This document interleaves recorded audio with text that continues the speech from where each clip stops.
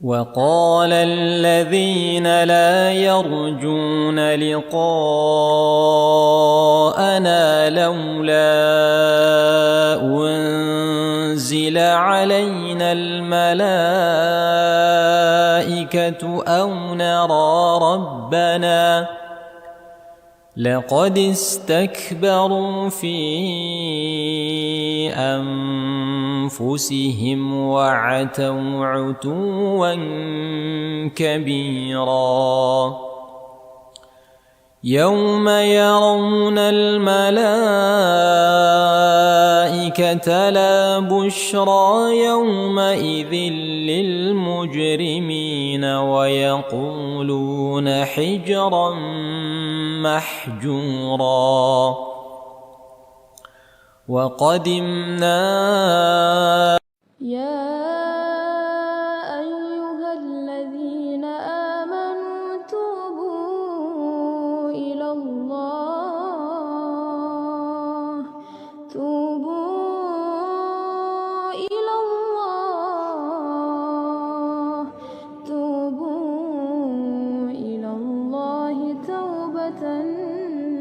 نصوحا.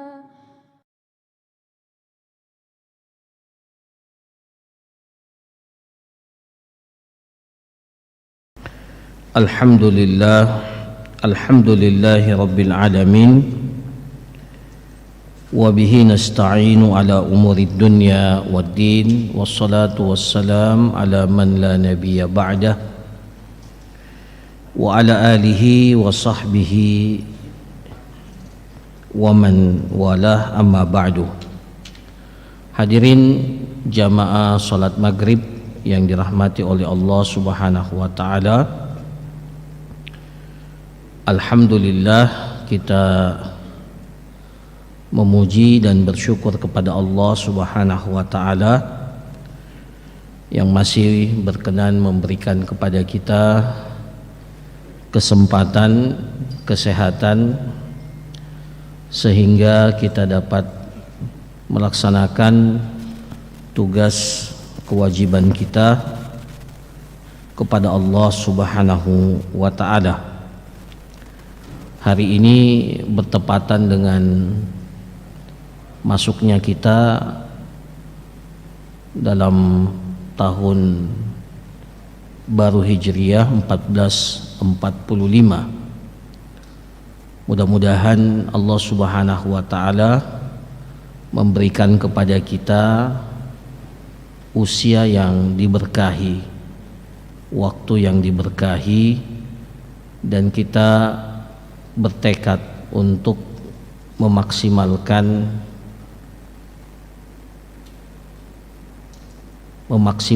ketaatan kita kepada Allah Subhanahu wa taala, dan mudah-mudahan Allah Subhanahu wa taala mengampuni dan memaafkan segala kekurangan-kekurangan kita pada waktu-waktu yang lalu. Para jamaah sekalian yang dirahmati oleh Allah Subhanahu wa taala, melanjutkan kajian kita pada pembahasan kitab Al-Fiqhul Muyassar, tentunya masih dari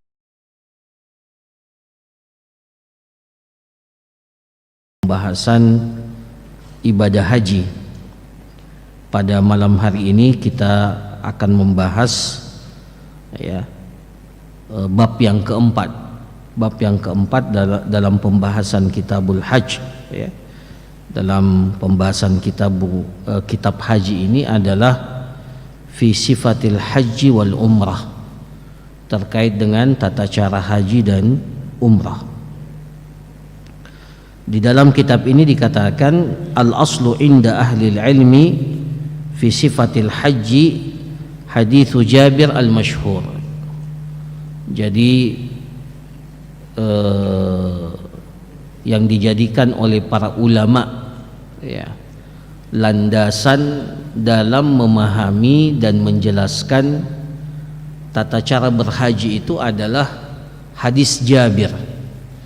Hadis Jabir yang sangat terkenal, diriwayatkan oleh Imam Muslim. Jadi hadis Jabir inilah yang menjadi patokan para ulama kita, dalam menjelaskan tata cara pelaksanaan ibadah haji dan ibadah umrah. Karena kita tahu para jamaah sekalian, Nabi SAW melaksanakan ibadah umrah itu hanya 4 kali, ya, itu pun salah satu di antaranya itu tidak terwujud, ya. Adapun ibadah haji, maka Rasulullah SAW hanya melaksanakan 1 kali haji. Oleh karena itu, hadis-hadis yang meriwayatkan tentang tata cara berhaji Rasulullah secara mendetail itu sangat terbatas, ya. Nah, di antara hadis, ya, atau bukan satu-satunya, di antara hadis yang menjelaskan secara mendetail, ya, yang menjelaskan secara mendetail tata cara berhaji sekaligus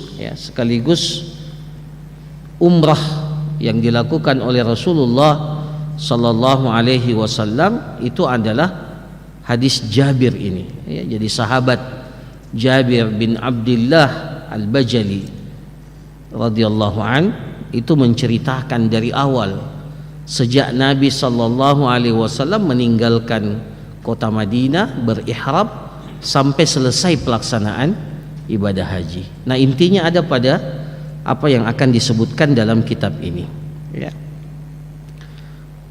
Ya. Dan ini di sini dikatakan waqad tatabba'na riwayat as-sahihah ats-tsabitah anin nabiy sallallahu alaihi wasallam fatalakhas lana min majmu'iha as-sifat at-taliyah. Jadi pengarang kitab ini mengatakan kami telah menelusuri semua periwayatan yang sahih, semua periwayatan yang sahih yang bersumber dari Nabi sallallahu alaihi wasallam. Maka dari semua riwayat itu kemudian dikumpulkan dalam penjelasan berikut ini, ya. Nah, jadi kita akan jelaskan apa saja yang akan dilakukan oleh jamaah haji mulai dari awal sampai akhir, ya. Di sini dikatakan idza wasala muridun nusuki ilal miqat fa innahu yustahabbu lahu an yattasil. Ya, ini kita jelaskan selangkah demi selangkah apa yang dilakukan oleh orang yang ingin melaksanakan haji atau umrah, ya. Di sini dikatakan apabila seseorang yang ingin melaksanakan manasik, ya, manasik haji ke miqat, maka disunnahkan baginya yustahabbu lahu an yattasil, disunnahkan baginya untuk mandi, ya. Jadi ketika seseorang itu sampai ke miqat, ya, idza wasala muridun nusuk ilal miqat, ketika orang yang akan berhaji atau berumrah itu telah sampai di miqat, ya, maka disunnahkan dia mandi di tempat itu, ya. Wa ya'khudhu ma yahtaju ila akhrihi min sya'rin wa yuhillu akhdahu ka sya'ril ibt wal 'ana wasyarib wa yuqlimu atau yuqallimu adhafirahu wa yatajarradu ar-rajul min al-makhit wa yatatayyabu fi badanihi qabla niyyati ad-dukhul fi an-nusuk. Dan, ya, sebelum itu dia boleh, ya, dia dibolehkan untuk mengambil bagian-bagian atau membersihkan bagian-bagian yang boleh dibersihkan dari tubuhnya, ya. Di sini katakan seperti membersihkan bulu ketiak, ya, kasya'ril ibt wal 'anah, begitu pula bulu-bulu yang tumbuh di sekitar kemaluan, ya. Wasyarib, kumis, ya. Wa yuqallimu adhafirahu, ya, menggunting atau memotong kukunya. Wa yatajarradu rajul minal makhit, dan seseorang itu melepaskan semua, seorang laki-laki melepaskan semua pakaian yang dia kenakan, ya, melepaskan semua pakaian yang berjahit, ya, al-makhit, yang dia gunakan. Jadi tidak boleh lagi memakai baju, tidak boleh lagi memakai celana dan seluruh pakaian yang biasa dia pakai. Wa yatatayyabu fi banadihi qabla niyatid dukhul fin nusuk. Kemudian setelah itu dia, ya, laki-laki ini orang yang berihram ini itu diperintahkan untuk yatatayyab, memakai wangi-wangian di badannya, ya, bukan di kain ihramnya tetapi di badannya. Wa yatatayyabu fi badanihi qabla niyatid dukhul fin nusuk, sebelum dia berniat masuk melaksanakan ibadah haji atau ibadah umrah, ya. Jadi sebelum berniat, ya, setelah dia sudah mandi atau dia sebelumnya tentunya membersihkan semua yang boleh dibersihkan, ya. Kemudian setelah itu dia mandi atau dia mandi terlebih dahulu kemudian membersihkan, ya. Kemudian setelah itu dia dibolehkan untuk memakai wangi-wangian di badannya. Jadi memakai parfumnya itu di badan sebelum dia berniat. Kemudian wa yalbasu rajulu izaran wa ridaan nadhifaini abyadain, dan seorang laki-laki diperintahkan untuk memakai dua helai kain, izar wa rida. Izar itu yang di bawah, kemudian rida itu yang di atas, yang diletakkan di bagian atas, itu namanya rida. Nadhifaini abyadain, yang bersih dan berwarna putih, sunnahnya berwarna putih. Wa tuhrimul mar'atu fi ma sya'at min thiyab. Adapun wanita, maka dia dibolehkan untuk memakai pakaian apa saja, ya. Jadi wanita itu tidak terikat dengan bentuk tertentu dan tidak terikat dengan warna tertentu. Jadi wanita boleh memakai pakaian yang apa saja dari pakaian yang menutupi auratnya. Wa yugattir rajulu katifaihi biridaihi, dan ketika memakai ihram, laki-laki itu menutupi kedua pundaknya ini dengan kain ihram, ya. Jadi biasa kita lihat sebagian jamaah haji atau jamaah umrah ketika di miqat dia sudah nampakkan apa ini, ya, bahu kanannya, padahal belum waktunya dia menampakkan bahu kanannya. Jadi di sini dikatakan wa yugattir rajul katifaihi biridaihi, jadi kedua bahunya itu tetap ditutupi dengan ridanya, dengan kain ihramnya. Wa yuhillu binusukihi alladhi yurid, dan setelah itu dia menyebutkan manasik atau haji yang akan dia inginkan. Jadi pada saat dia sudah memakai pakaian ihram siap, maka pada saat itu dia disunnahkan untuk menyebut apa haji yang akan dia lakukan. Apakah haji ifrad atau haji tamattu atau haji qira, wal afdal an yakuna ihlaluhu idza stawa ala dabbati, dan yang paling afdal kapan kita mulai berniat itu, yang paling afdal adalah ketika kita sudah berada di atas kendaraan kita. Jadi pada saat kita sudah siap, ya, meninggalkan miqat dan sudah siap di atas kendaraan. Dalam riwayat Nabi SAW ketika sudah berada di atas di atas unta beliau, ya, sudah siap di atas unta beliau, disitulah beliau mengucapkan atau melafatkan niat beliau, ya. Nah, jadi kalau sekarang tentunya kalau kita sudah berada di atas bus, ya, sudah selesai dari miqat, sudah mandi dan seterusnya, kemudian kita naik ke atas bus. Nah, pada saat bus itu akan berangkat, maka disitulah kita disunnahkan untuk berniat. Nah, ini tergantung nanti dengan niatnya. Kalau dia melaksanakan haji ifrad, maka dia akan katakan labbaik Allahumma hajjan. Kalau dia mengambil haji tamattu, dia akan mengatakan labbaik Allahumma umratan, ya, itu haji tamattu karena dia berumrah dulu. Adapun haji kiran dia gabung dua-duanya, Allahu labbaik Allahumma hajjatan, Allah labbaik Allahumma hajjatan wa umratan. Ya, itu.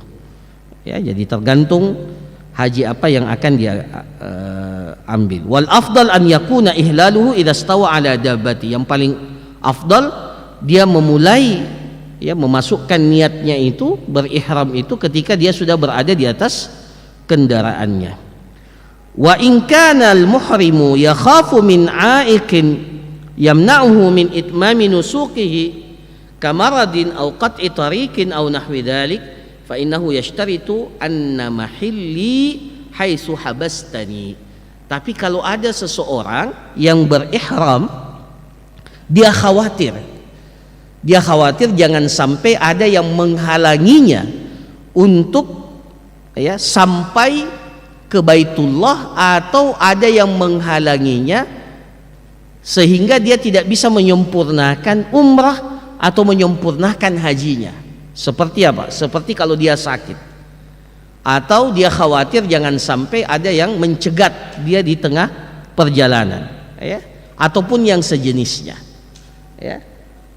Jadi kalau ada orang yang sakit, ya, maka sebelum dia pada saat dia berihram, sebaiknya dia beristirat, dia mempersyaratkan niatnya, ya.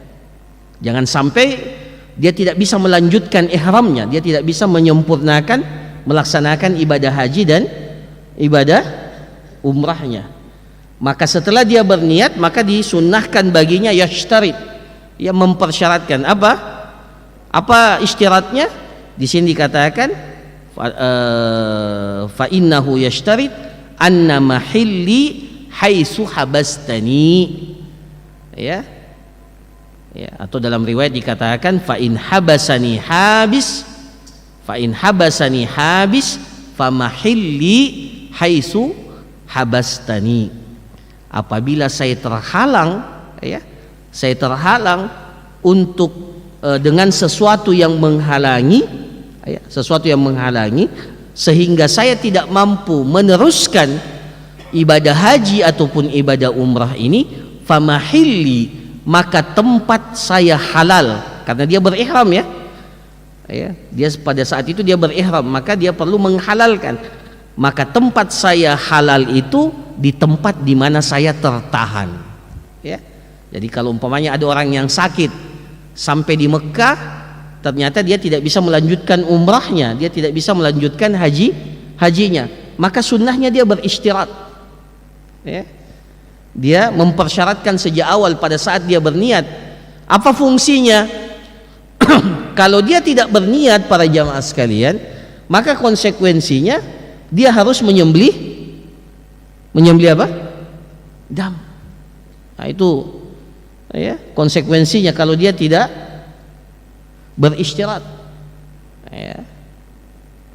Nah, tapi kalau dia berisyarat, maka tidak ada konsekuensi. Ketika terhalang, ya, maka sudah selesai, dia cukup keluar dari ibadahnya saja dan tidak ada konsekuensi daripada apa yang dia lakukan. Itu kalau dia sudah berisyarat, ya, mempersyaratkan pada saat dia berniat, ya. Nah, ini khusus tentunya paling ini kalau orang yang sakit, ya, orang yang sakit yang dikhawatirkan pada saat haji atau umrah dia tidak bisa melanjutkan hajinya dan umrahnya, atau dikhawatirkan dia tidak bisa sampai ke Mekah karena sesuatu yang menghalanginya di jalan. Nah, itu maka dia dibolehkan untuk berisyarat. Kemudian wa yustahabu an yakuna inda ihlalihi mustaqbilal qiblah. Disunnahkan ketika dia bertahlil, mengucapkan ihramnya, niatnya itu disunnahkan untuk menghadap ke kiblat. Jadi pada saat dia akan menyebutkan labbaik Allahumma umratan atau labbaik Allahumma hajjan, disunnahkan dia menghadap ke kiblat, ya. Wa yaqulu, ya, setelah itu dia katakan, setelah dia berihram, Allahumma hadhihi hajjatun la riya'a fiha wala sum'ah. Jadi sebenarnya ada tambahan dari niat yang kita sebutkan ya. Jadi kalau kita katakan Allahumma labbaik Allahumma hajjan atau labbaik Allahumma umratan. Nah, kemudian ditambahkan setelah itu Allahumma hadhihi hajjatun. Ini kalau haji ya. Kalau umrah Allahumma hadhihi umratun la riya'a fiha wala sum'ah. Ya Allah, ya, haji yang saya lakukan ini saya minta kepadamu mudah-mudahan di dalamnya sama sekali tidak ada riya, ya, tidak ingin riya dan tidak ingin sum'ah. Jadi ini riya dan sum'ah, ya. Apa itu riya? Ingin dilihat. Sum'ah ingin didengar oleh orang. Jadi semata-mata kita melaksanakan ibadah haji ini semata-mata karena Allah Subhanahu wa taala, ya. Jadi dipertegas, ya. Apa artinya itu labbaik Allahumma hajjan? Apa artinya labbaik? Aku datang untuk memenuhi panggilanmu, ya. Jadi tidak ada panggilan yang lain. Panggilanmu ya Allah. Maka dipertegas, aku berhaji ini di dalamnya tidak ada riya dan tidak ada sum'ah, ya. Karena apa? Karena memang potensi untuk riya dan sum'ah dalam ibadah haji itu cukup besar, ya. Cukup besar potensi untuk riya, dan itu yang mengganggu kemurnian pelaksanaan ibadah haji kita. Itu yang akan mengganggu keikhlasan kita ketika kita melaksanakan ibadah haji dan umrah. Apalagi sekarang dengan media sosial yang luar biasa, ya, dapat menginformasikan apa saja yang kita lakukan di saat yang sama, ya.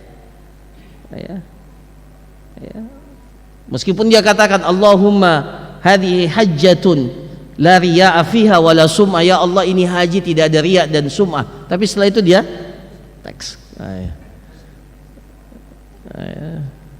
dia foto, update, dan ini lagi di miqat. Wah.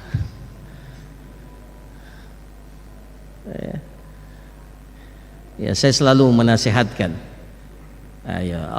ayo yang pergi haji, pergi umrah, usahakan jaga niatnya itu. Salah satu usaha untuk menjaga niatnya, jangan posting satupun ibadah yang antum lakukan selama melaksanakan haji atau melaksanakan umrah. Kenapa? Karena memang sejak awal sudah dinasihatkan, ya. Rasulullah ketika mengajarkan doa ini, itu Rasulullah tidak tahu ya bahwa suatu saat nanti akan ada teknologi yang seperti ini, ya. Dahulu kan belum ada, tapi ya Allah Subhanahu wa taala itu Maha tahu.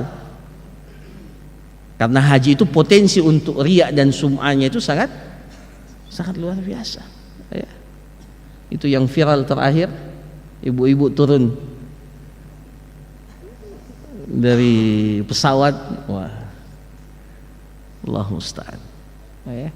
Nah ini mungkin ada sesuatu yang kurang. Nah salah satu yang kurang itu adalah mengikhlaskan niat kita, ya. Maka sejak kita berihram itu sudah dikatakan Allahumma hadhihi hajjatun la riya'a fiha wala sum'ah. Ya Allah ini haji, mudah-mudahan tidak ada riya dan tidak ada sum'ah di dalamnya. Nah kemudian wa yashra'u fit talbiyah, setelah itu disyariatkan untuk memulai talbiyah. Apa yang dibaca pada saat talbiyah? Labbaik Allahumma labbaik, labbaik la syarika laka labbaik, innal hamda wan ni'mata laka wal mulk la syarika lak. Labbaik Allahumma labbaik, ya Allah aku datang memenuhi panggilanmu. Aku datang, ya, memenuhi panggilanmu ya Allah. Labbaika la syarika laka labbaik, aku datang memenuhi panggilanmu ya Allah, sama sekali tidak ada sekutu bagimu. Aku datang betul-betul hanya menjawab panggilanmu, tidak ada yang lain. Bukan karena ingin dikenal, bukan karena ingin dipuji, bukan karena, tidak ada. Aku datang semata-mata hanya memenuhi panggilanmu. Innal hamda, segala pujian itu, wan ni'mata, segala nikmat itu, laka, itu hanya milikmu ya Allah. Ya. Jadi pujian itu hanya milik Allah. Ya, makanya setiap sholat kita sebut, kita baca surah Al-Fatihah, alhamdulillah, pujian itu hanya milik Allah. Ya. Jadi ketika kita beribadah kepada Allah, bukan tujuannya kita untuk dipuji, karena pujian itu hanya milik Allah. Ya, innal hamda wan ni'mah, begitu pula nikmat. Nikmat yang diberikan oleh Allah itu hanya milik Allah Subhanahu wa taala. Kepada kita hanya berstatus titipan. Nah, ketika nikmat itu diberikan, maka sepantasnya kita menggunakan nikmat itu di jalan yang diridhai oleh Allah Subhanahu wa taala. Wan ni'mata laka wal mulk. Begitu pula kalau terkait al-mulk itu kekuasaan, ya, kekuasaan. Jadi segala pujian, segala nikmat, bahkan kekuasaan itu hanya milikmu ya Allah, la syarikalak, tidak ada sekutu sedikit pun bagimu. Ya. Wa kana sahabatu yazidun, sebagian sahabat itu menambah, ya, ketika bertalbiyah. Jadi tidak hanya menyebutkan labbaik Allahumma labbaik, labbaik la syarika laka labbaik, innal hamda wan ni'mata laka wal mulk la syarika lak. Sebagian sahabat menambah labbaika dzal ma'arij, labbaika dzal fawadil, labbaika dzal ma'arij, aku datang menghadap kepadamu, memenuhi panggilanmu, wahai zat yang memiliki ma'arij. Ma'arij itu tempat-tempat ketinggian, ya. Jadi kalau ke langit itu ma'arij itu mi'raj, ya, Nabi bermi'raj itu pemilik, ya, tempat-tempat ketinggian. Labbaika dzal ma'arij, labbaika dzal fawadil, aku datang memenuhi panggilanmu, wahai zat yang memiliki segala keutamaan. Wa yusannu lahu an yarfa'a sautahu bitalbiyah, disunnahkan baginya untuk mengangkat suaranya dalam bertalbiyah, ya. Jadi disunnahkan, khususnya bagi laki-laki, disunnahkan untuk mengeraskan suaranya, labbaik Allahu, jadi keras, ya. Jangan talbiyahnya setengah-setengah, apalagi tidak terdengar. Jadi sunnahnya laki-laki itu apa?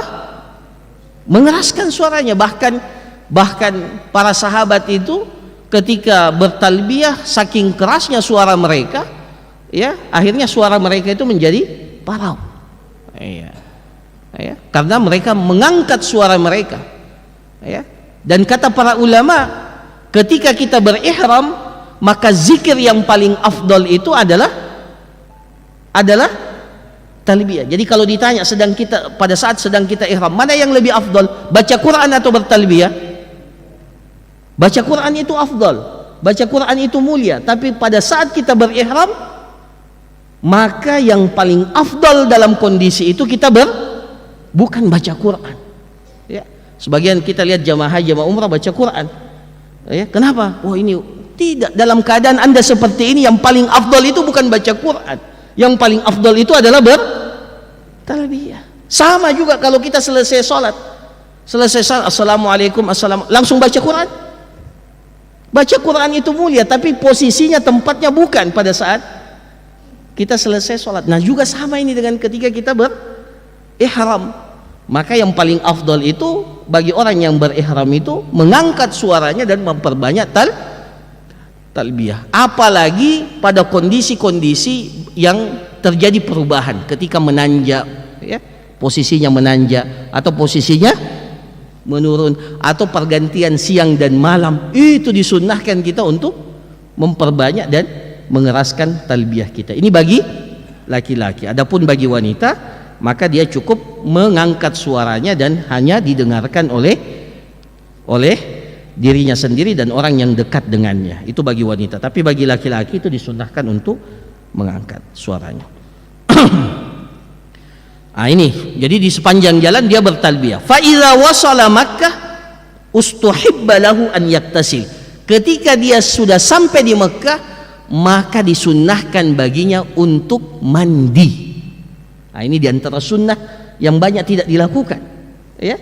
Jadi sunnahnya sebenarnya, kalau kita sudah sampai Mekah, bukan langsung pergi tawaf, mandi dulu, ya. Tapi ingat, mandinya itu tidak boleh Tidak boleh pakai wangi-wangian, tidak boleh pakai apa? Ya, sabun yang punya wangi-wangian. Jadi mandi untuk menyegarkan diri. Karena Nabi SAW sebelum tawaf itu beliau mandi. Ya, setelah itu dia pakai pakaian ihramnya lagi. Jadi idza wasala Makkah ustuhibba lahu an yaktasil. Ya, jadi itu sunnahnya. Jadi kalau kita sudah sampai di Mekah, sebelum kita melaksanakan tawaf di Ka'bah, maka sunnahnya kita mandi terlebih dahulu. Ya. Fa idza arada an yatufa ittaba ar-rajul bi an yakshifa an katifihi al-ayman. Ketika akan melaksanakan tawaf, maka laki-laki itu disunnahkan untuk melakukan ittiba, ya, bi an yakshifa an katifihi al-ayman. Maka disunnahkan ittiba. Apa itu ittiba? Memperlihatkan apa namanya ini? Bahwa itu pundak yang sebelah kanan. Jadi kain ihramnya itu dimasukkan, dibawa ke ketiak, ya, dililitkan ke atas. Nah, diperlihatkan apa? Pundak kanan ini. Ya, diperlihatkan pundak kanan pada saat akan memulai tawaf. Ya. Nah, itu namanya ittiba. Itu namanya ittiba. Jadi bagi laki-laki disunnahkan. Nah, ini ada kisahnya sebenarnya. Awalnya kisahnya itu orang-orang Mekah itu ketika Rasulullah SAW melaksanakan umrah yang pertama kali, ya, tahun ke-7, namanya Umratul Qadha, ya, itu orang-orang Mekah ingin melihat karena mereka tahu Madinah itu, kota Madinah itu terkenal dengan wabah penyakitnya, namanya Humma Yasrib. Jadi ada namanya Humma Yasrib. Humma Yasrib itu sejenis penyakit menular. Setiap orang masuk ke Madinah itu biasanya terkena humma itu, badannya menggigil dan panas, demam, ya. Itu namanya Humma Yasrib. Nah, jadi mereka tahu, ya, bahwa orang-orang Madinah ini adalah orang-orang yang terkena penyakit semua. Mereka itu orang-orang lemah. Maka Rasulullah SAW pada saat ingin, dan mereka mengintip itu di atas gunung, ya, ada namanya Jabal Abi Khubaish, ya, di dekat Ka'bah itu ada namanya Jabal Abi Khubaish. Mereka naik di atas gunung itu ingin melihat ini orang-orang Madinah ini, ya, adalah orang-orang yang lemah, ya, sakit-sakitan. Maka Rasulullah memperlihatkan, ya, kekuatan dengan memerintahkan para sahabat untuk menampakkan, ya, pundak kanannya. Kemudian, ya, wa yughatti kataful aysar biridahi. Jadi yang dinampakkan itu apa? Pundak sebelah kanan, sementara yang kiri ini tetap ditutup, ya.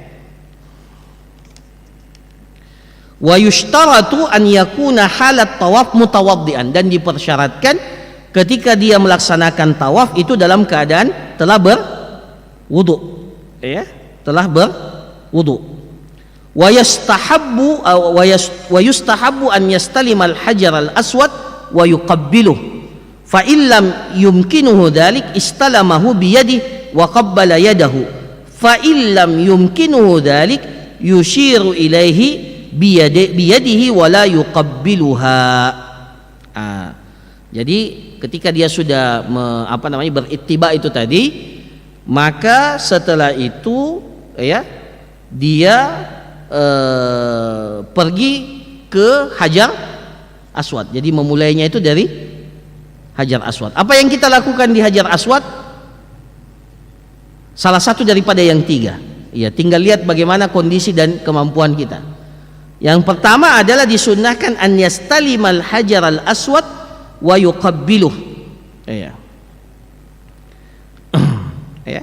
Jadi disunnahkan baginya untuk memegang hajar aswad kemudian menciumnya. Itu yang pertama. Jadi kalau mampu, sunnahnya itu pegang hajar aswad dan cium. Itu yang pertama. Ya. Kalau tidak mampu, maka yang kedua, yastalimuhu biyadi wa yuqabbiluh. Dia menyentuh Hajar Aswad itu dengan tangannya, kemudian tangannya dicium. Ya, itu yang kedua. Atau yang ketiga, kalau dia tidak mampu yang kedua, fa illam yumkinu dzalik yushiru ilaihi biyadi wa la yuqabbiluha. Tapi kalau dia tidak mampu, dia cukup memberikan isyarat saja, tapi tidak lagi perlu dicium. Jadi sebagian beri isyarat cium, itu keliru. Ya, beri isyarat yang dicium itu kalau kita menyentuhnya. Jadi kalau kita mampu pegang dan kemudian kita cium, kita cium. Kemudian kalau tidak dengan tangan. Dalam sebagian riwayat Rasulullah menyentuhnya dengan tongkat beliau dan kemudian beliau cium ujung tongkat beliau. Ya. Kalau dengan tangan maka kita cium tangan kita. Ya. Nah, tapi kalau tidak mampu dua-duanya cukup diberi isyarat. Tapi perlu dicium? Tidak perlu, cukup isyarat saja. Jadi tidak ada cium jauh. Ya, tidak ada cium jauh. Nah, ini para jamaah sekalian, ya. Dan Umar bin Khattab itu terkenal perkataan beliau ketika akan mencium Hajar Aswad. Umar bin Khattab itu mengatakan, wallahi inni la'alamu annaka hajar la tadurru wa la tanfa' laula anni ra'aitu Rasulullah sallallahu alaihi wasallam qabbalak ma qabbaltuka. Jadi ketika akan mencium Hajar Aswad, Umar itu katakan, demi Allah kamu ini hanya sebuah batu, tidak sedikit pun memberikan manfaat dan tidak sedikit pun memberikan mudarat. Tidak ada manfaat dan mudaratnya. Kalau tidak sekiranya saya melihat Rasulullah menciummu, niscaya saya tidak mau menciummu. Jadi kenapa disunahkan kita mencium Hajar Aswad? Karena Rasulullah mencontohkan mencium Hajar Aswad. Jadi tidak ada ibadah yang namanya khusus namanya mencium. Ya, ada orang biasanya pergi Mekah, pulang berapa kali kau mencium? Seakan-akan menciumnya itu jadi ibadah khusus. Padahal Anda tidak mencium pun sah hajinya. Bahkan ada orang yang pergi mencium itu sampai melakukan dosa. Apa dosanya? Karena sulitnya sampai ke apa, maka dia pakai semua jurusnya. Yang masalah itu kalau wanita, kasihan wanita, dia paksakan dirinya, akhirnya dipegang semua bagian tubuhnya oleh laki-laki, ya, gara-gara persoalan mencium. Dan tidak ada ibadah khusus namanya mencium. Yang ada mencium Hajar Aswad itu dipaketkan dengan tawaf. Jadi pada saat kita tawaf, kita mencium. Tidak ada namanya datang ke masjid pergi cium setelah itu tidak tawaf. Tidak ada itu ibadah itu. Nah, ini perlu kita jelaskan karena banyak yang keliru dalam memahami mencium Hajar Aswad. Jadi mencium Hajar Aswad itu sunnah ketika kita tahu. Tidak ada namanya ibadah khusus mencium. Apalagi setelah itu saling berbangga-bangga. Pulang berapa kali kau cium? 10 kali. Kau berapa kali? 7 kali. Nah, tidak ada. Yang ada itu adalah ketika kita bertawaf, kita mulai ya bertawaf itu dengan mencium atau menyentuh atau memberikan isyarat. Begitu pula pada setiap putaran. Nah, kalau mampu setiap putaran untuk mencium silahkan, tidak ada masalah. Ya, tapi kalau tidak mampu, ya cukup menyentuh atau memberi isyarat. Ya, itu. Wa yaf'alu dzalika inda kulli syaut. Jadi setiap putaran dia melakukan hal yang sama. Ya, salah satu dari yang 3 itu. Wa yabda'u kulla syautin bitakbir. Setiap kali mulai putaran, jadi putarannya mulai dari mana? Dari Hajar Aswad atau yang sejajar dengan Hajar Aswad. Nah sekarang, dulu itu ada garis, ya, ada garis untuk mengetahui kita sejajar atau tidak. Tapi sekarang itu garisnya itu sudah dihilangkan, ya, jadi hilangkan. Jadi kita menaksir saja kira-kira kita sudah sejajar atau tidak. Kenapa dihilangkan? Karena gara-gara garis itulah akhirnya terjadi apa? Desak-desakan. Banyak orang yang yang terlalu lama berhenti di garis itu, sehingga kalau dalam keadaan padat akhirnya sulit ya pergerakan itu. Makanya sengaja dihilangkan dan alhamdulillah ya sedikit banyaknya mengurangi kepadatan pada saat tawaf ya. Nah, jadi pada saat kita tawaf itu dimulai dengan apa? Takbir ya. Bismillahi Allahu Akbar ya. Nah, pada setiap putaran kita cukup mengatakan Allahu Akbar ketika kita memberikan isyarat atau ketika kita mencium Hajar Aswad ya. Wa ini ibtada at-tawaf bi bismillah Allahu Akbar fahasan ya. Jadi bisa Allahu Akbar, bisa juga dengan membaca Bismillahi Allahu Akbar ketika memulai tawaf. Wa idza atar ruknal yamani istalamahu wa lam yuqabbilhu. Ketika sudah sampai, jadi yang pertama itu namanya Hajar Aswad. Kemudian dia berputar itu nanti dia melewati namanya apa? Hijr Ismail. Ya, dia melewati makam Ibrahim. Makam itu yang apa? Bangunan yang ada di dekat Ka'bah itu namanya Setelah itu dia akan berputar melewati apa? Hijr Ismail. Apa itu Hijr Ismail? Hijr Ismail ya, sebenarnya itu bagian dari Ka'bah ya, bagian dari Ka'bah. Kemudian setelah itu dia akan sampai di sudut rukun namanya rukun Yamani. Rukun Yamani itu adalah sudut sebelum sudutnya Hajar Aswad. Jadi sudut yang sebelum rukun Hajar Aswad itu namanya rukun Yamani. Apa yang dilakukan di dalam hadis Rasulullah SAW ketika sampai ke rukun Yamani, Rasulullah mengusap rukun Yamani itu. Jadi diusap rukun Yamani. Jadi sunnahnya kalau kita bisa mengusap, maka rukun Yamani itu diusap. Walam yuqabbilhu, tapi Rasulullah tidak mencium rukun Yamani itu. Jadi Rasulullah cuma mengusap saja tanpa menciumnya. Yang dicium itu cuma Hajar Aswad. Adapun rukun Yamani ya, itu tidak dicium. Sebagian jamaah haji yang berlebih-lebihan semua ujungnya Ka'bah dia cium. Bahkan ada yang pernah mau menggunting kiswah. Jamaah dari mana itu? Dari Makassar ya? Dari Sulawesi. Nah, bikin malu-malu saja itu. Akhirnya jadi viral. Nah, itu mungkin karena termotivasi untuk mendapatkan sesuatu. Padahal yang sunnah disentuh itu cuma Hajar Aswad dan rukun Yamani. Adapun kiswah Ka'bah itu buatan manusia. Ya, tidak ada keutamaannya sama sekali. Ya. Ya. Fa illam yumkinuhu istilamu fa innahu la yushir ilaihi. Kalau tidak bisa menyentuh rukun Yamani, tidak bisa mengusap rukun Yamani, tidak juga disunnahkan untuk memberi. Jadi yang sunnahnya cuma mengusapnya saja. Kalau tidak bisa maka tidak ada yang lain, tidak ada alternatif. Beda dengan Hajar Aswad. Ya.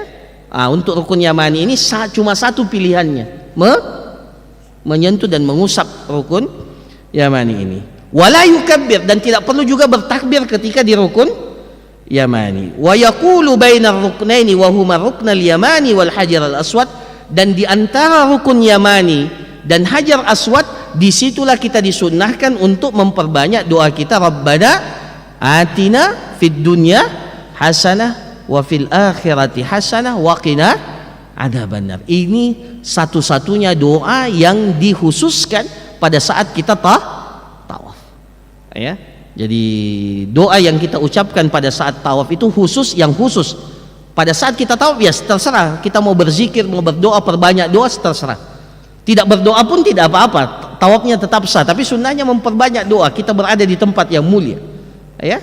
sangat rugi rasanya kalau kita berada di tempat itu kemudian tidak memperbanyak zikir dan tidak memperbanyak doa kita. Tetapi secara khusus yang ada doa yang disyariatkan itu ketika kita berada di antara rukun yamani dan hajar aswad. Apa yang kita baca? Rabbana atina fid dunya hasanah wa fil akhirati hasanah wa qina adzabannar. Wa yad'u fi baqiyati tawaf bima syaa. Adapun di seluruh putaran yang lainnya serah berdoa sesuai dengan apa yang kita inginkan. Ya, berdoa dengan apa yang kita inginkan. Wa yustahabbu an yarmula fil ashwati salasatil ula, dan disunnahkan baginya untuk berlari-lari kecil pada 3 putaran yang pertama. Ini bagi siapa? Bagi laki-laki. Jadi dia disunnahkan untuk apa? An yarmul itu ar-ramal itu berlari-lari kecil. Ar-ramal namanya itu berlari-lari kecil, ya. Ar-ramal itu al-isra'u fil masyi ma'a muqarabatil khuta. Kata para ulama, ar-ramal itu maksudnya dia mempercepat langkahnya, tetapi langkahnya itu tidak terlalu jauh. Jadi ya berlari-lari kecil, ya.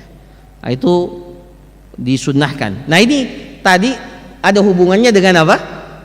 Dengan sebab yang kita sebutkan. Jadi orang-orang Mekah itu menyangka bahwa orang-orang yang berasal dari Madinah itu orang yang lemah semua karena terkena penyakit. Nah, ternyata mereka kaget. Ini Masya Allah orang-orang Mekah orang-orang Madinah ini ketika datang memperlihatkan bahunya dan kemudian berlari-lari di 3 putaran pertama. Ya. Tapi disunnahkan cuma pada 3 putaran yang pertama. Adapun pada 4 putaran berikutnya itu disunnahkan tetap berjalan, ya. Di sini dikatakan wa yastahabbu an yarmula fil ashwati salasatil ula war ramal fawqa wa yamshi fil arba'ah fa idza atamma sab'ata ashwat gatta katifaihi biridaihi. Kalau dia sudah selesai 7 putaran, maka kain ihramnya itu kembali diletakkan di atas pundaknya. Jadi sebagian orang dia pasang terus seperti itu sampai selesai. Sebenarnya tidak. Jadi yang sunnahnya itu hanya pada saat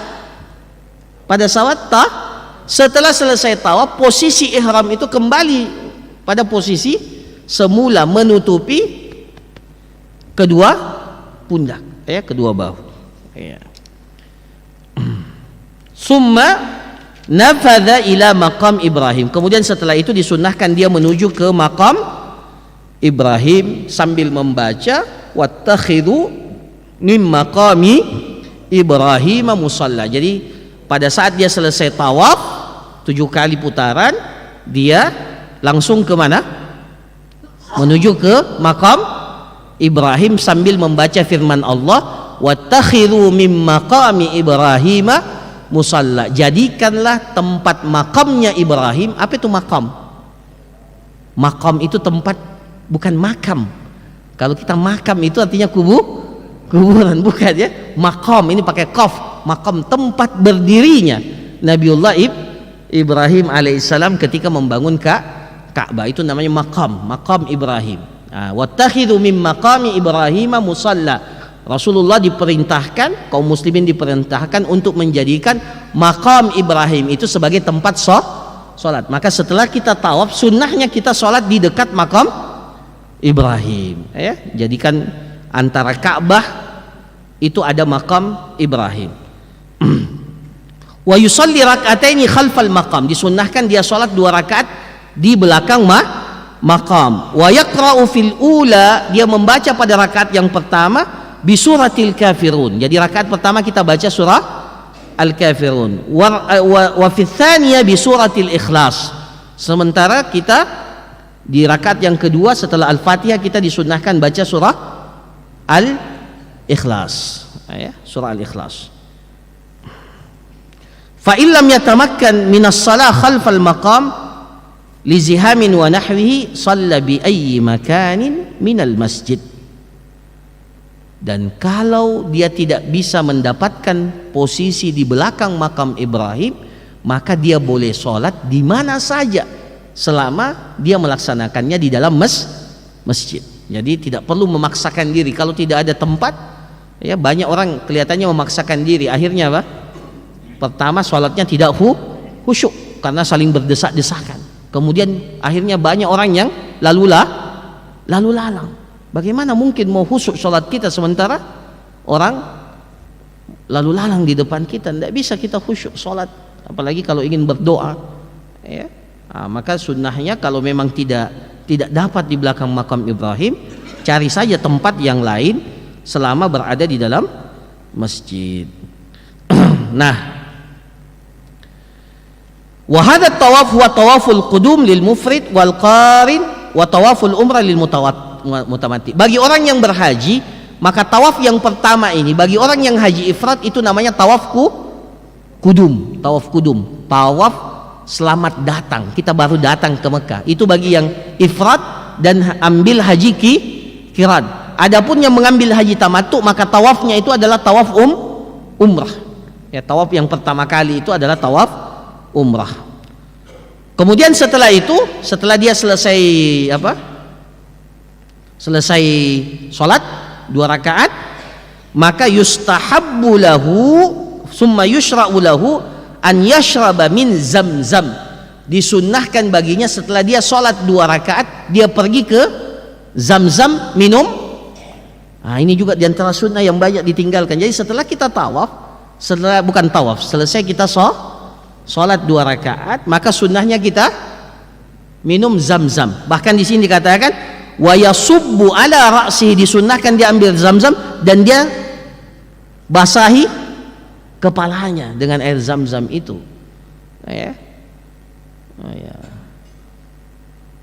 Tahun 94 ya, pertama kali kami pergi umrah itu 94. Saya masih dapati itu tempat zamzamnya itu, sumur zamzamnya itu di situ. Jadi tinggal masuk ke dalam. Wah, itu kalau mau mandi sampai puas-puas di situ. Kalau sekarang kalau untuk mandi pasti marah orang karena sudah tidak ada tempat itu.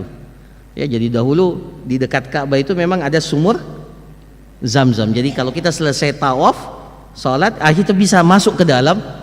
Wah, terserah mau minum mau mandi.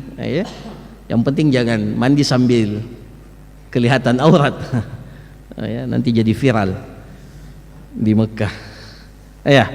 Bahkan disunnahkan untuk apa? Menyiram tubuhnya dengan air zam-zam. Kemudian setelah itu apa? Summa yarji'u ilal hajaril aswad. Kemudian setelah itu dia kembali lagi ke hajar aswad. Nah, ini juga banyak yang ditinggalkan oleh jamaah haji, jamaah umrah. Jadi sebenarnya setelah itu belum selesai. Jadi kita sunnahnya kembali ke hajar aswad lagi. Apa yang kita lakukan? Salah satu dari yang 3 itu tadi, fayastalimahu intayassar. Jadi kalau dia mampu dia sentuh, tapi kalau tidak cukup memberi isyarat saja. Nah, itu sunnahnya. Nah, itu menandakan bahwa kita sudah selesai tawaf. Nah, ini para jamaah sekalian, karena waktu terbatas saya kira cukup. Jadi kita sudah selesai tawaf. Insyaallah kita lanjut berikutnya nanti dengan sa'i, kemudian hal-hal yang dilakukan oleh jamaah haji. Barakallahu fikum, jazakumullahu khairan. Sebelum kita tutup, saya persilahkan kalau ada 1 atau 2 pertanyaan, saya persilahkan.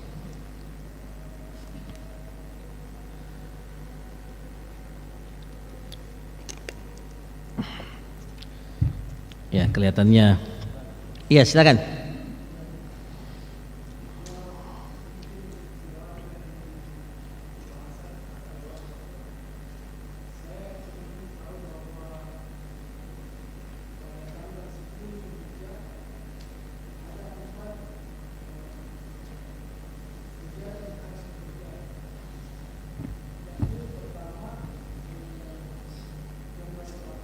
Ya.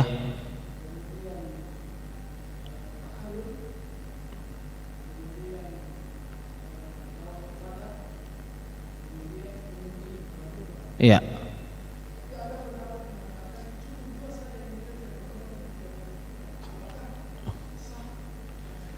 Iya. Jadi itu ya pertanyaannya. Jadi memang sunnahnya di tanggal 10 itu 4 ini tuntas kita lakukan sunnahnya. Jadi Nabi SAW tanggal 10 itu yang beliau lakukan itu 4 hal. Kalau urutannya Rasulullah melontar, kemudian setelah itu menyembelih, kemudian itu bercukur, setelah itu beliau pergi tawaf ifadah. Tawaf ifadah yang paling terakhir pada hari itu tanggal 10 Zulhijjah.